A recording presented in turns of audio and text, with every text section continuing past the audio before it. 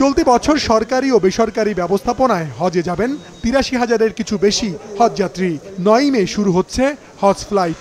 এর মধ্যে সরকারি ব্যবস্থাপনায় যে ৪,২৮৩ জন যাবেন তাদের সবারই ভিসা হয়ে গেছে। তবে এক দফা সময় বাড়ানোর পরও বেসরকারি ব্যবস্থাপনায় অন্তত ৫৮,০০০ হজযাত্রীর ভিসা হয়নি। কারণ এবার যে ২৫৯টি হজ এজেন্সি হজযাত্রী পাঠাবেন তাদের মধ্যে অনেকেই তাদের যাত্রীদের জন্য সৌদি আরবে বাড়ি ভাড়া না করায় ভিসার জন্য আবেদনই করেননি।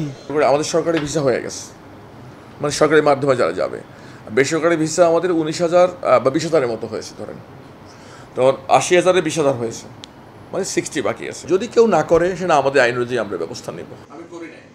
আজ নির্ধারিত সময় শেষ হয়ে যাওয়ায় আরেক দফায় ভিসা দেওয়ার সময় বাড়ানোর জন্য সৌদি সরকারের কাছে আবেদন করেছে ধর্ম মন্ত্রণালয়। ডিও লেখছে একটা, ইনশাল্লাহ সৌদি মাননীয় মন্ত্রীকে আমরা আশাবাদী এবং ভিসার আমরা রেট পাবো।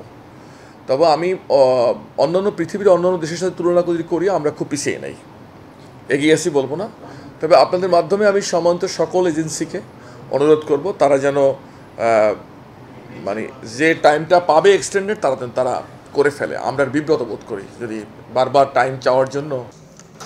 ঢাকায় সৌদি আরবের রাষ্ট্রদূত জানিয়েছেন সকল হজযাত্রীর যাত্রা নিশ্চিত করতে কাজ করছেন তারা। Government of Saudi Arabia and under the directives of the custodian of the two holy mosques, King Salman, and His Royal Highness Prince Mohammed bin Salman, Prime Minister and Crown Prince, we are proud to serve the pilgrims, and this is our noble duty towards them. So we spare no efforts to serve them and give them an excellent service. To urge all the pilgrims not to listen or deal with an authentic authority or agency, and don't follow the dalal or be misled by persons who promise you to go to Hajj and then they blackmail you. You have to go through the proper channel and the official channels here in Bangladesh and there in Saudi Arabia. A letter from His Excellency Honorable Religious Minister to our Minister of Hajj and Umrah in this regard, to request to extend the date of closing the registration for Hajj. So we will send and I will follow and we'll see inshallah what to do.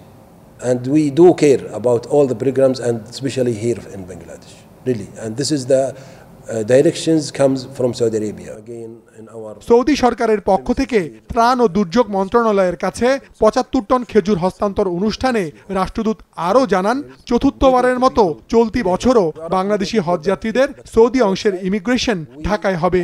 Root two Mecca ইনিশিয়েটিভের অধীনে হজযাত্রীদের ব্যাগও বিমানবন্দর থেকে সরাসরি চলে যাবে তাদের নির্দিষ্ট হোটেলে। মাশরুক রাহাত, মাছরাঙা সংবাদ, ঢাকা।